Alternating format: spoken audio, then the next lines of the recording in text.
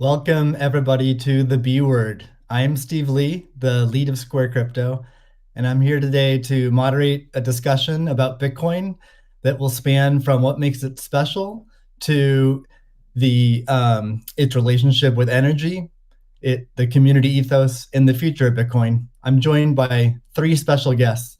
The first is Cathie Wood, founder, CEO, and CIO of ARK Invest. Next is Elon Musk, techno king of Tesla and chief engineer of SpaceX. And finally, Jack Dorsey, CEO of Square and CEO of Twitter. So we have a lot to talk about today. So let's get to the talk and get right to it. I'm going to start off by asking each of you a question, which is what's shaped and influenced your views on Bitcoin?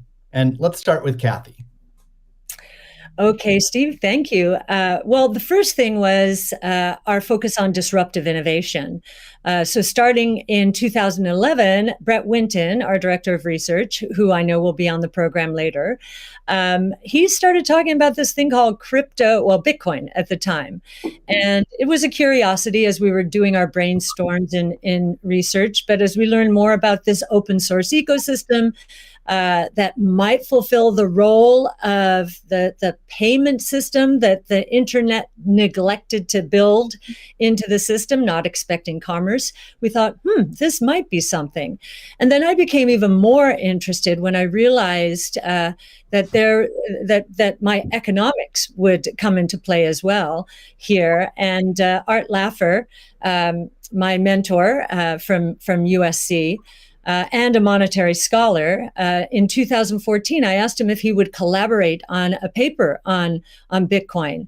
And he was a bit of a naysayer at first, but agreed to read the paper. He read the paper, tore it up, and from an economics point of view, really wanted to understand this. And he said, I think you got something here. This is a rules-based monetary system. I've been waiting for this for my entire career. So the combination of disruptive innovation generally, economics on top of that, and the huge misunderstanding out there as to what this is, that was intriguing and launched our research effort. Thank you. Elon, what's influenced your views on Bitcoin? Well, I've thought about money for quite a while, obviously, since the PayPal days. And then the companies that preceded that, X.com, which I created, and Confinity, which Peter Thiel, Max Levchin, Luke Howry, and others created. When we combined the companies and made PayPal. So I've been thinking about money for a long time. And really, I think it's best to think of money as an information system, primarily an information system for labor allocation. For practical purposes, it exists in a series of heterogeneous databases, like very different databases in bank mainframes around the world. It moves quite slowly in reality. It may seem to move fast sometimes, and it does with PayPal, which is real time.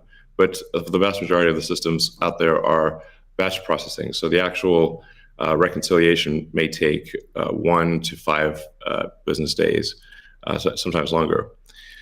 And you have the ACH system, which is ancient and still in operation, which allows transfers effectively like a check would be an ACH transfer, but it's not secure. And you've got the credit card systems, which are also not secure. It would be like handing your username and password to a stranger in a restaurant if you buy a meal.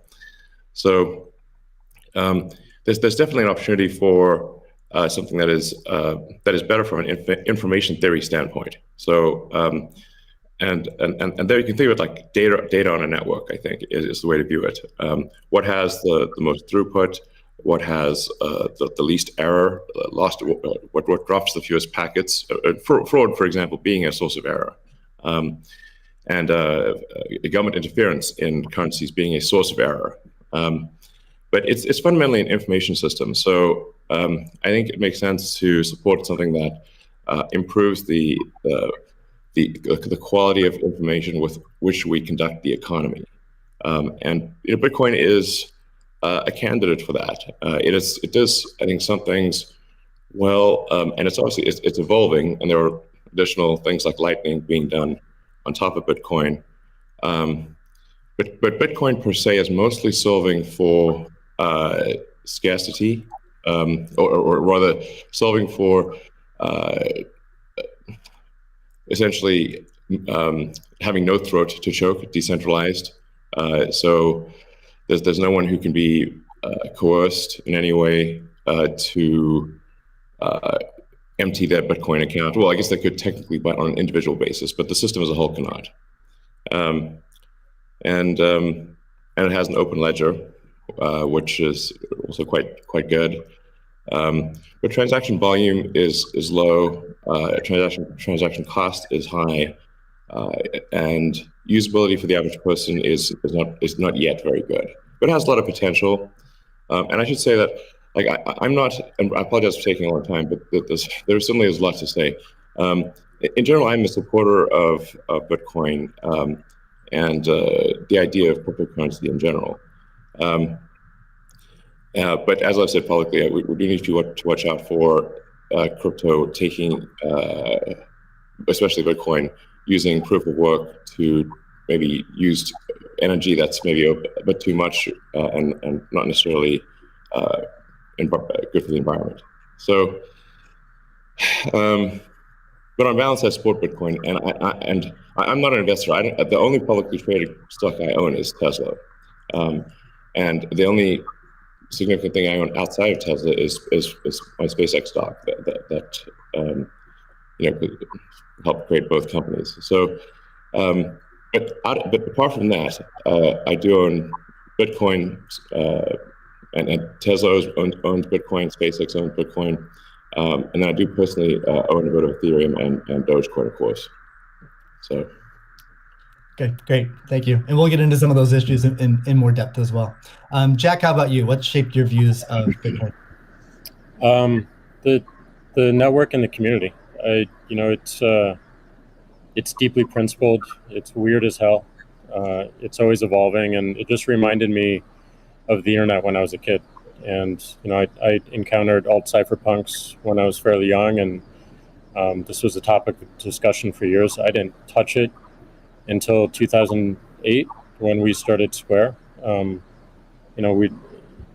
and teams at X and PayPal inspired a lot of what we were trying to do, trying to bring in more to a physical world. But we encountered this crazy predatory system that was slow, that was obtuse. And I think, one of the things that we tried to do, which X and PayPal also tried to do, is build an abstraction layer around this complication and around this predatory nature that the financial industry can tend to be, and make it work for people. But when I saw Bitcoin in 2009, you see a chance to replace the whole foundation. And everything that Elon was talking about in terms of ACH and the credit card networks were built with very different agendas in a very different time frame. And it's crazy that they still exist, and they have scaled, but they just are not relevant to today, and they're certainly not relevant to the future, especially when you consider the entire world and countries like Nigeria or Ghana or India, and its interconnection with countries like the United States and Canada and all over Europe. So what really drove my thinking and drives my passion around it is, like, if the internet gets a chance to get a native currency, what will that be? And to me, it's Bitcoin because of those principles, because of that creation story, because of its resilience, because of the number of tests it's been. But what inspires me the most is just the community driving it. It just reminds me of the early internet. It's the only reason that I have a career, because I learned so much from people like who are building Bitcoin today, and I continue to learn in that sense, and I'm so grateful for it. So that's a good segue into the next question I'd like to ask you, Jack. Is you said before that Bitcoin changes everything. Can you speak more to that? Well, I just think that a lot of what we experience in life, when you really get down to the foundation, a lot of our monetary policies, a lot of our monetary systems cause so much distraction and so much cost. And when you get to a system where you have the potential for people to truly own it, they can verify it themselves. You don't have to have trust going in. You don't have to trust it at all. You can verify it through source code or whatever your appetite is, and that any particular person can help drive the future of it. And at the same time, it's not controlled by any state. It's not controlled by any bank. It's not controlled by any corporation. And these three parties of people who participate in the network, people who mine, and also the developers, constantly debating the correct roadmap and the way forward, is a beautiful thing. And I don't know of many other consensus-based models that have existed at that scale for this long with this amount of success. And we're still fairly early. So when, I met a woman in Ethiopia 2 years ago, and she was trying to create the lift for Ethiopia. Elon, I think I reached out to you at that time as well because she really wanted some Teslas. She still has to take paper fiat cash from her passengers and pay all of her drivers in the same way because there's no monetary system that she can utilize. There's nothing digital. And Africa as a continent is hugely interconnected from a monetary standpoint, but also hugely taxed in that same way. So a lot of the potential that I see, the internet having a native currency helps her build her business in a much faster way. And also, if you consider something like Bitcoin existing before YouTube, before Twitter, before Facebook, a lot of the business models that we have today would not be the same. We would certainly not have the dependency we have upon the advertising business model if Bitcoin existed pre-Twitter. And I think the amount of business models that it enables, the amount of innovation it enables going forward, especially when you can consider the whole internet instead of going country by country by country by country, which you have to whenever you're dealing with finance, it really just opens the aperture. And that is what I want to see in my lifetime is a currency that is standard and sound for the internet that everyone can use. Great. A hallmark of Bitcoin is its fixed supply of 21 million coins. Elon referenced that earlier. It may be the first system that humans have created that humans cannot later change. Kathy, I'm curious, with your background in monetary history and macroeconomics, what are your thoughts on that type of system? Oh, well, I'll recount the story about Art Laffer and our going through the paper. And he said, as I said, first rules-based monetary system, global, ever. This is a very big idea. Once we had convinced him of the ecosystem itself. Now, this is the role that it's playing, given that the rule is a quantity rule, that 21 million units, is really a store of value role. So there are three roles of money. Store of value, very important. The means of exchange, so for transactions, and the unit of account. Every good priced in terms of whatever the unit is. So store of value is its primary use right now. The others exist. Unit of account, reserve currency of the crypto asset ecosystem. That's being seeded a little bit towards stable coins right now. But the store of value is a very big role. And means of exchange with apps built on top of the Bitcoin blockchain, we think is going to become more of a reality. Right now, high value transactions take place over Bitcoin, and that is a very useful role. So we look at those, and I remember saying to Art, "How big could this be?" And he said, "Well, how big is the U.S. monetary base?" Well, today it's $8 trillion. $8 trillion. At the time we were talking, it was $4 trillion. So we've gone through another crisis since then. And And so the store of value, this idea that purchasing power will go up over time if demand rises relative to supply ultimately fixed at 21 million units. That's a very good thing. Purchasing power going up globally around the world. And this idea that it's a hedge against confiscation of wealth. And that can take place in a myriad of ways. But inflation, and especially hyperinflation in emerging markets, is the primary way. Talk about destroying purchasing power.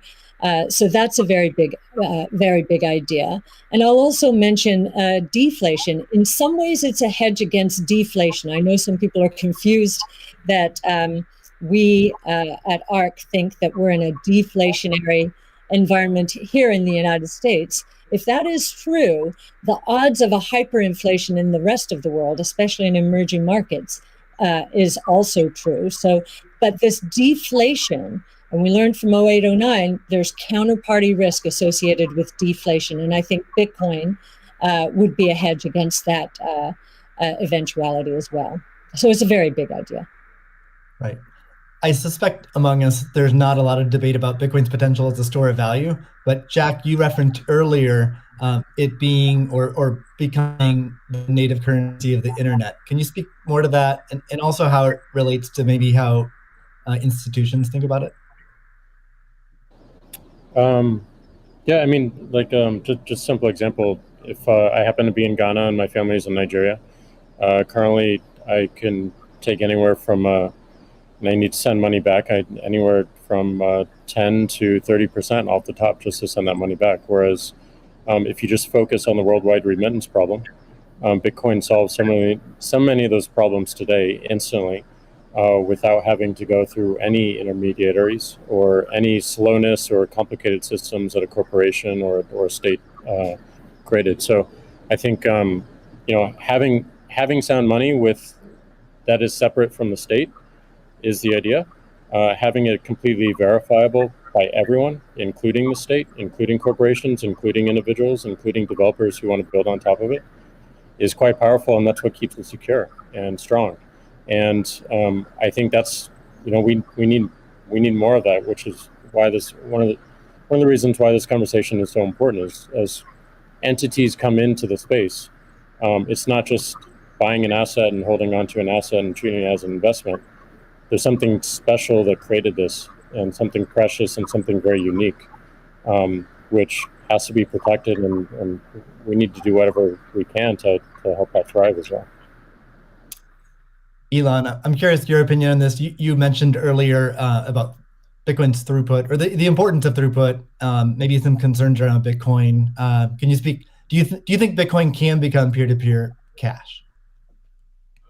Well, Bitcoin does have a fundamental scarcity limit at the base layer that's designed in.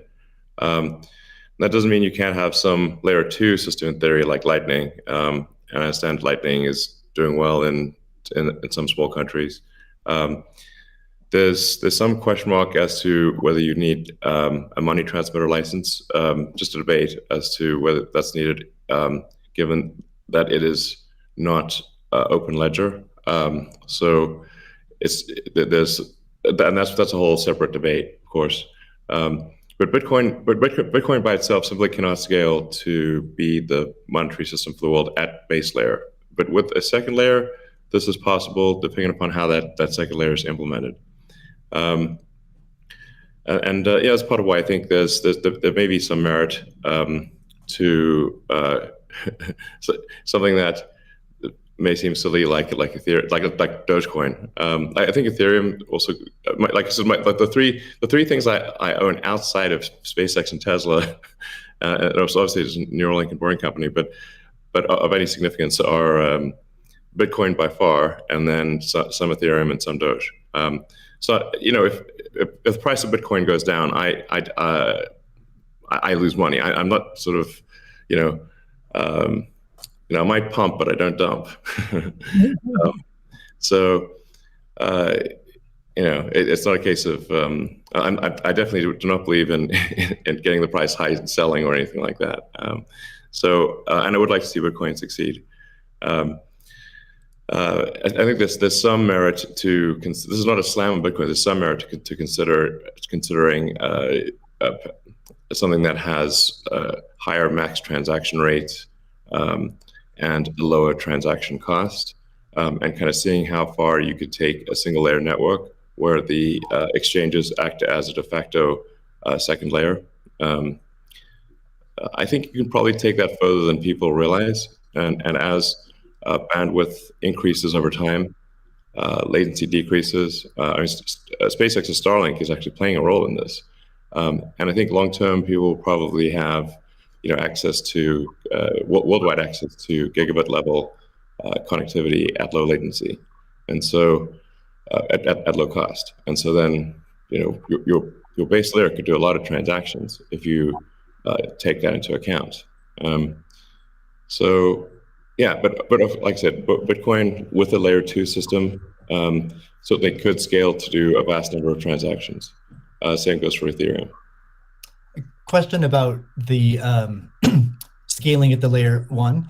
The concern from the past 5 years of debate in the Bitcoin community is that would sacrifice too much decentralization and hurt the censorship-resistant properties of Bitcoin.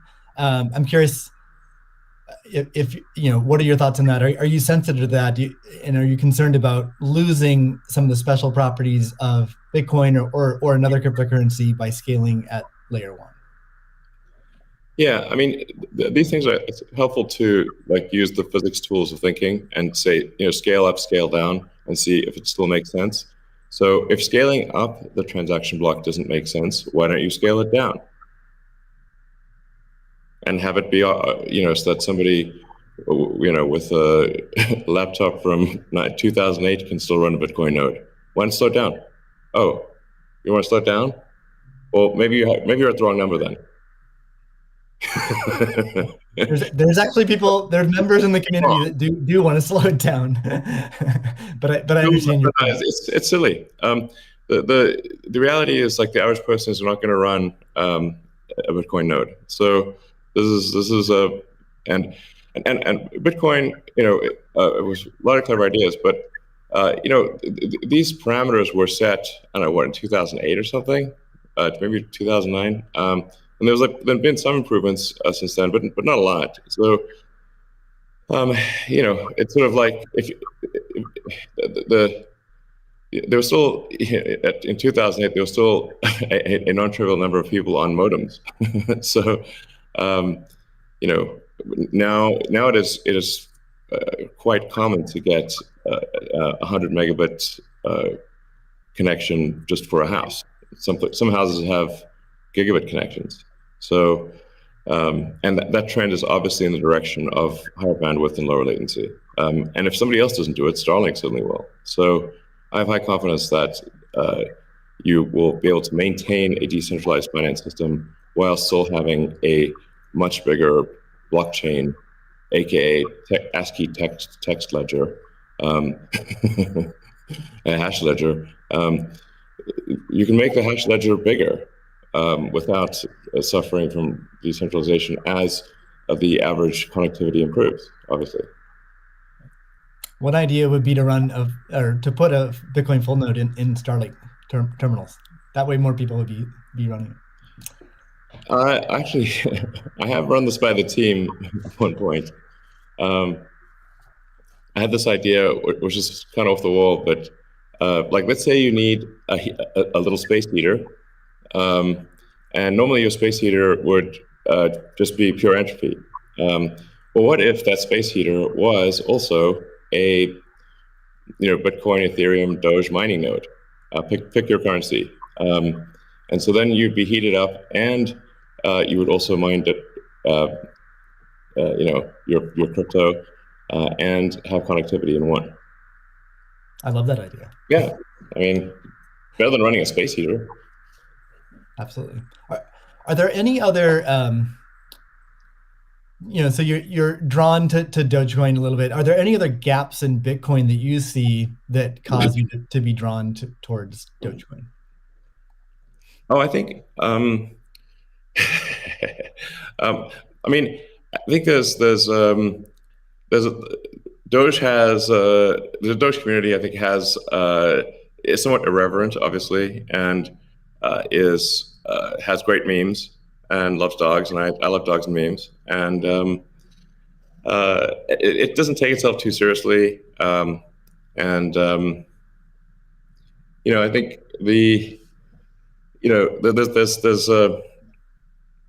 there's Occam's razor, which is the simplest answer is the most likely.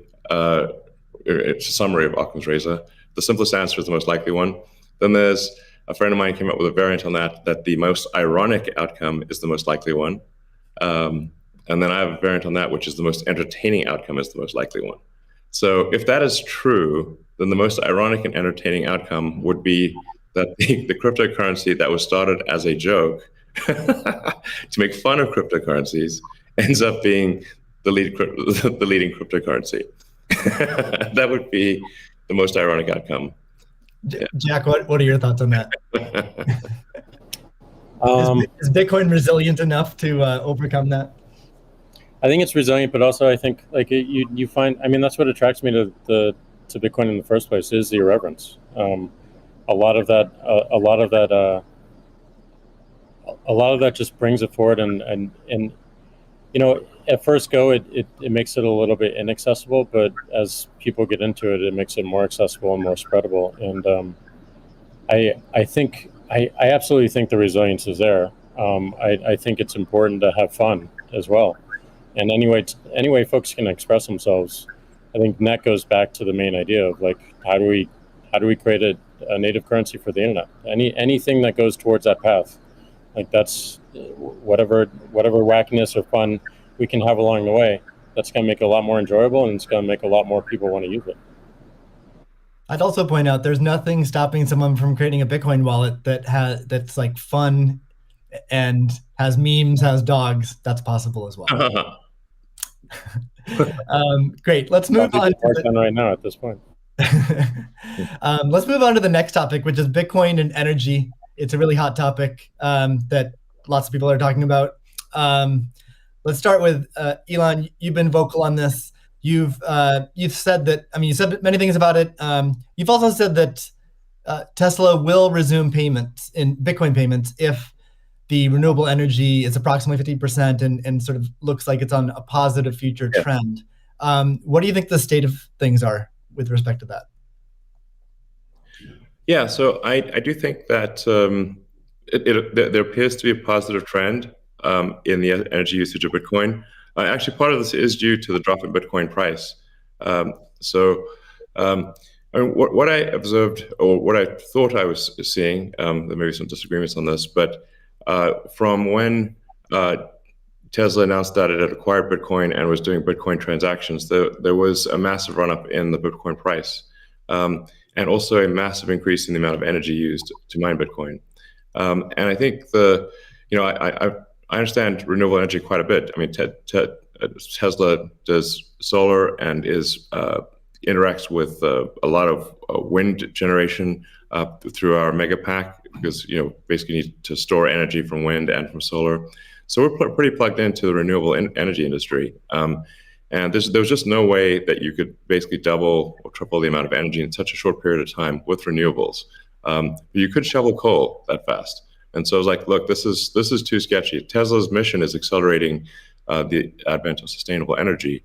We can't be the company that does that and also not do appropriate diligence on the energy usage of Bitcoin. So all I did was I said, look, we're going to suspend Bitcoin transactions for now. We're not selling any Bitcoin, nor am I selling anything personally, or nor is SpaceX selling any Bitcoin. Again, I want to emphasize SpaceX, Tesla, and I own Bitcoin. I also own a little bit of Ethereum and Doge, but the companies just own Bitcoin, and the Bitcoin that I own is worth much more than the Ethereum or Doge.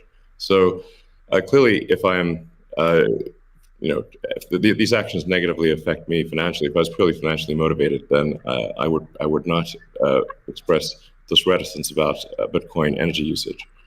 Now, it looks like Bitcoin is shifting a lot more towards renewables, and a bunch of the heavy-duty coal plants that were being used, unequivocally being used, this is not a question mark, have been shut down, especially in China.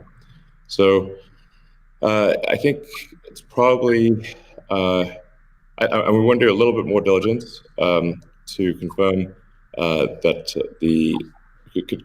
that the percentage of renewable energy usage is most likely sort of at or above 50%, and that there is there is a trend towards increasing that number.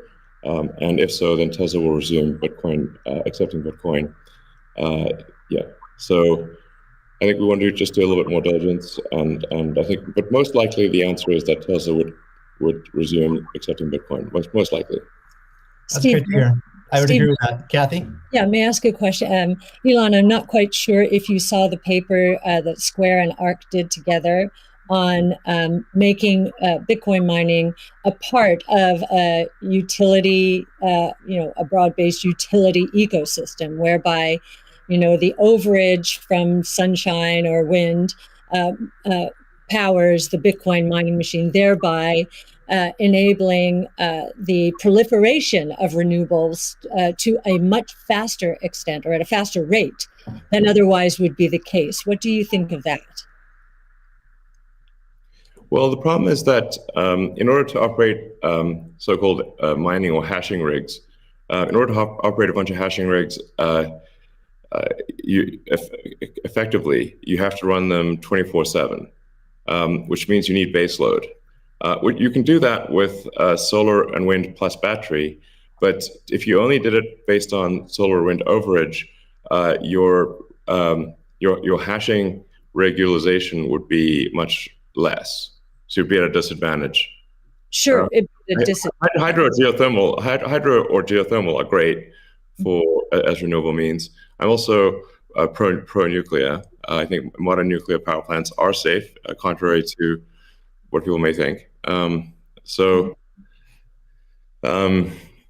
really think it's possible to make very, very extremely safe nuclear. I'm talking about fission. You don't need fusion. And then, of course, fusion. You just got that big fusion reactor in the sky called the sun. It comes up every day. But I think a combination of solar and wind plus stationary storage will get you that base load, so you can run hashing 24/7. Jack, I'm curious. You've stated that Bitcoin incentivizes renewable energy. That's what we're talking about now. Do you have any additional thoughts on that? Yeah, I mean, everything that Elon said and Kathy mentioned, but it's also incentivizing a lot of innovation in just energy space, and just like looking at unused energy. There's a company called Great American Mining that caps the methane flares on oil fields to power their rigs. And you just imagine, and you mentioned nuclear, Elon, as well, and just imagine all the unused energy that is just being wasted every single day. And being able to get that energy and converting it into a secure, sound money system for the planet feels like a worthy trade-off. And that's the sort of incentive that I think is most powerful, is like, how do we reuse what is being currently just dumped on the ground and wasted and not considered, and how do we do that at scale? And I think that's a bigger conversation that I think is missing. But I agree with everything that Elon has said, and also the paper we put forth. I'm curious if any of you have thoughts on how what the industry can do to accelerate the transition to renewable energy. And like Elon specifically, could Tesla Energy or Starlink play a role?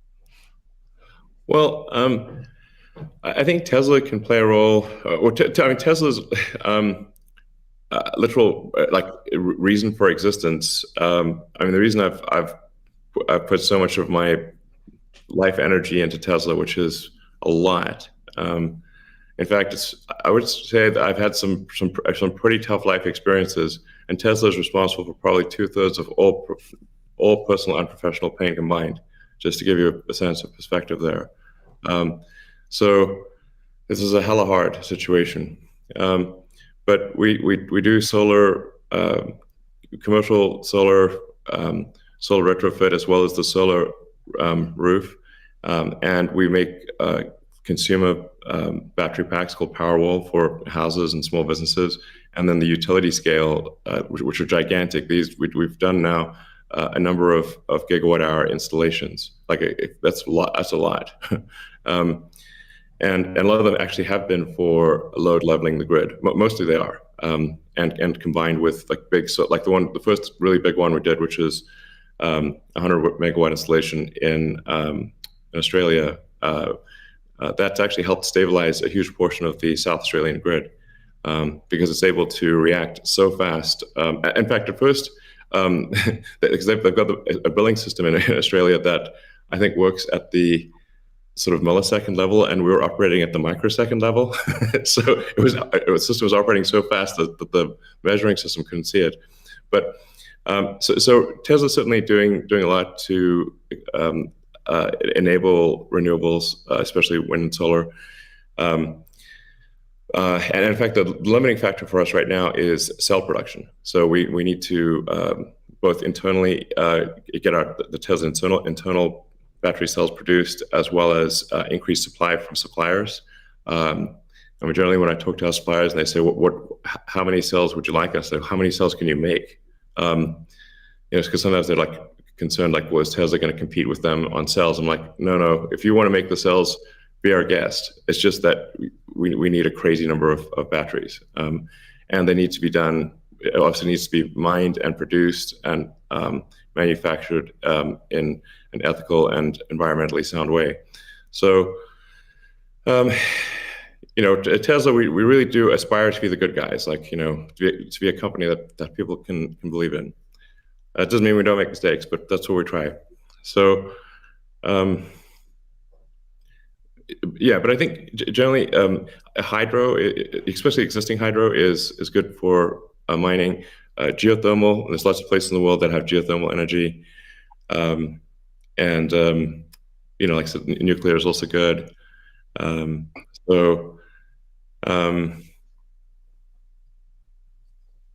think just I'm like as I said earlier, the expectation is not like that the energy production must be pure as the driven snow, but it must it can't be using. It also cannot be using the world's dirtiest coal, which it was for a moment there.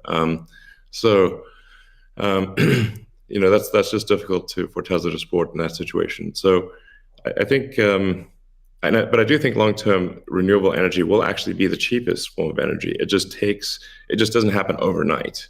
But as long as there is a conscious and determined and real effort by the mining community to move towards renewables, then obviously Tesla can support that. That's great. Kathy, we've been talking a lot about energy, but many institutions are facing questions around Bitcoin's relationship with ESG. Can you maybe speak a little bit more to what is S and G in ESG and how Bitcoin might support those? Sure. So E, of course, is environmental, S is social, and G is governance.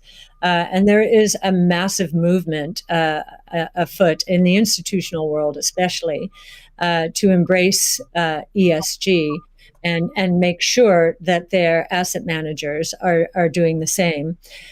So if you we've just talked about environmental, and I really do believe that Bitcoin will be much more environmentally friendly, certainly than traditional gold mining or the traditional financial services sector. In many ways, it already is, and it's just going to get better that way.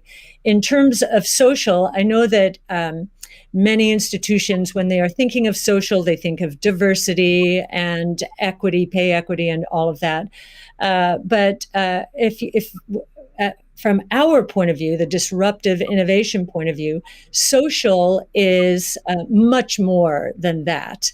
It is saving lives, of course, autonomous technology, that would be another topic for Elon. But in this case, allowing access to payment technology, as Jack is saying, everywhere around the world without friction. And just back to the remittance example, I think if I've got these stats correctly, there are certain countries in the world that are incredibly dependent on remittances for GDP. Tonga, 37%, El Salvador, which just deemed Bitcoin legal currencies, 24%, Nepal, 24%. And I think the remittance industry globally, roughly 700 billion.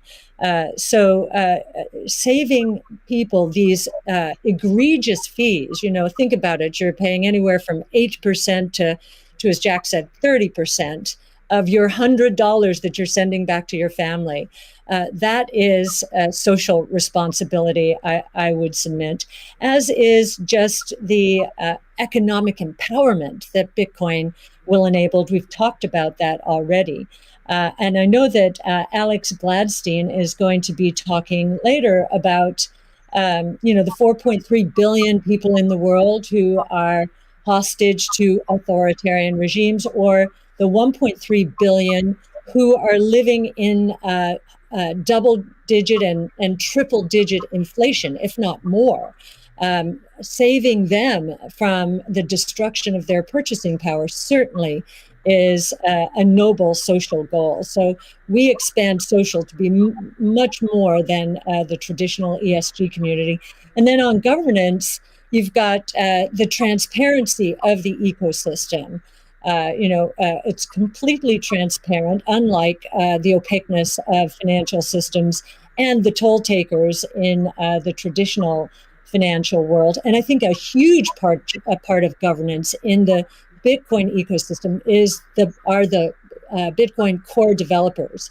Now, before I met them, and I've had the pleasure and the honor of meeting many of them, that was a part of this ecosystem I didn't understand. But actually getting to sit down and talk to them, if I have a learning curve need, it certainly is on the technology side.